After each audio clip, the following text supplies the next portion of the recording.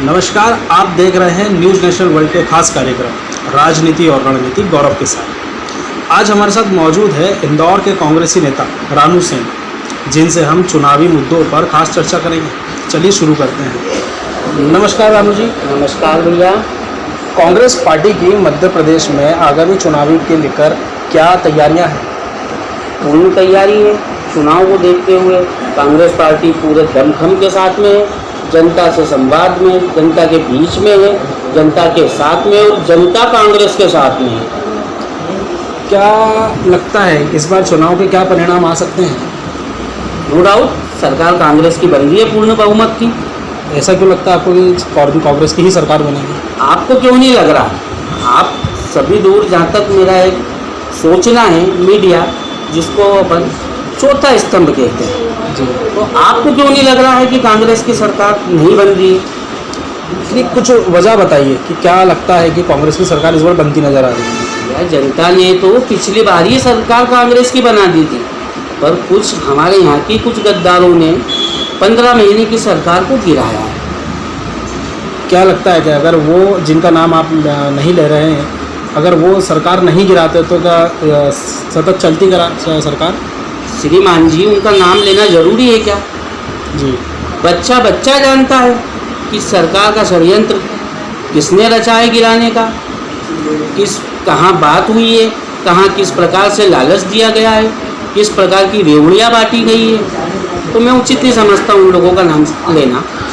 चुनावी रेवड़ियों पर बात करते हैं जी, जैसा कि इंदौर में अभी विकास कार्य काफ़ी स्पीड से बढ़ता जा रहा है, जी।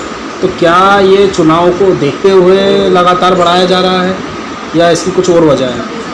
सबसे पहली बात तो विकास कार्य बड़ा कहाँ है?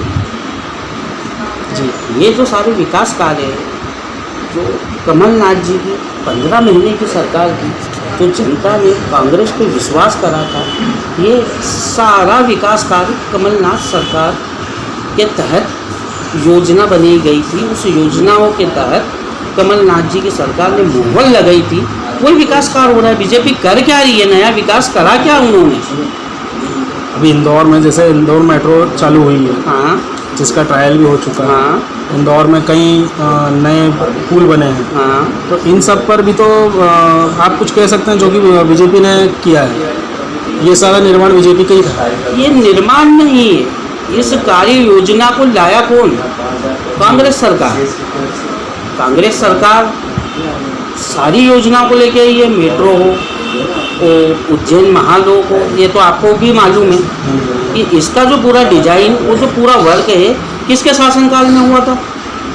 कांग्रेस के। इन्होंने तो सिर्फ कांग्रेस सरकार को गिरा के और उन्हीं काम को सिर्फ आगे बढ़ाया है, कोई नया काम नहीं करा। आप इनकी एक योजना नहीं बता दो कि इनने क्या नई योजना बना के और कई लोगों के बीच में लाए हो या कहीं नई विकास कार्य कुछ करा हो।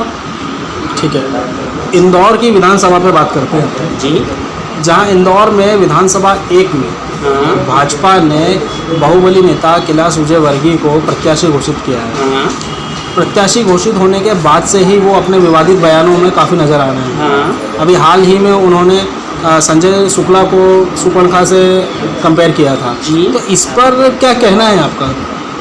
देखो, सबसे पहले तो भाजपा का दोहरा चरित्र है, वो कैसे, ये भी पूछो आप।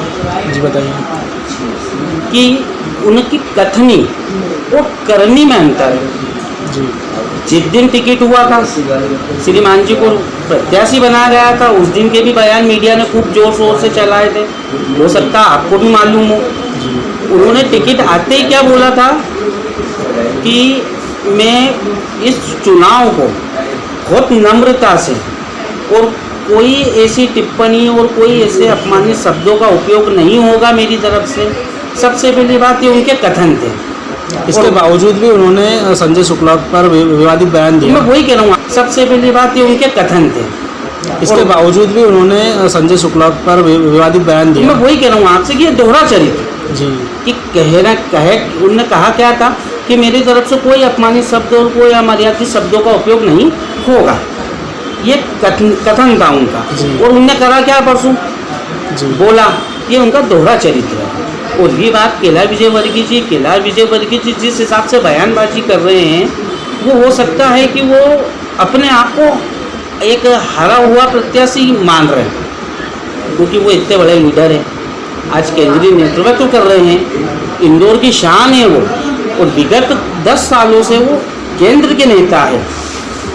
और उनके मुंह से ऐसे शब्द अच्छे नहीं लग रहा, और वो अपनी बुद्धि का परिचय दे रहे हैं। और ये बात वो ऐसी जगह दे रहे हैं जो इंदौर शहर की सबसे बुद्धिजीवियों, जहाँ वोटर रहते हैं, सबसे समझदार वोटर रहते हैं विधानसभा क्षेत्र क्रमांक 1 में, उनके बीच में। ठीक है। वहाँ टोटल व्यापारी वर्ग, जिनको जो भाजपा से बहुत त्रस्त है, वो बोल नहीं रहा अभी, क्यों? क्योंकि उनकी एक मजबूरी उन्हें व्यापार करना, वो भी समझता है कि इन लोगों को अपन मौका देंगे, उसके बाद कहाँ से फोन आएंगे, कहाँ से लेटर आएंगे और कहाँ से चंदाखोरी होगी।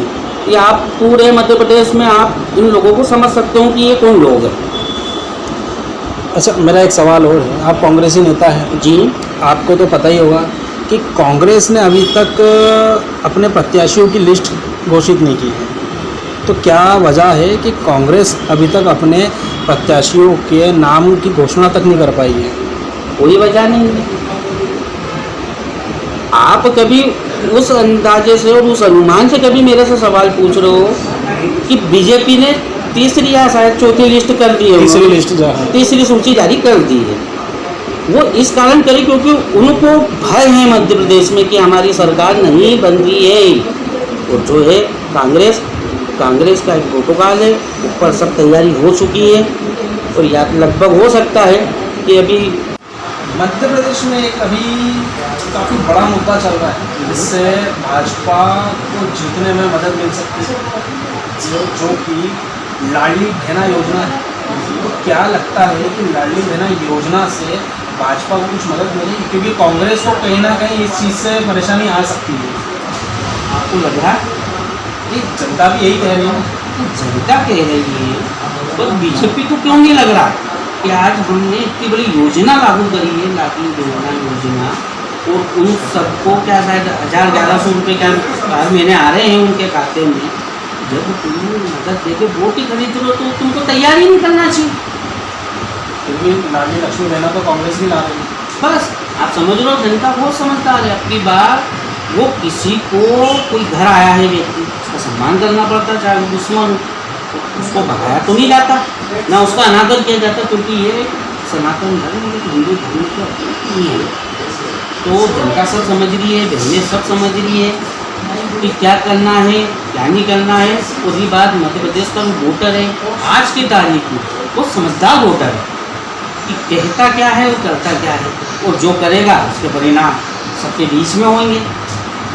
रानू जी, कांग्रेस की ओर से शहर की और प्रदेश की जनता से आप क्या अपील करना चाहेंगे?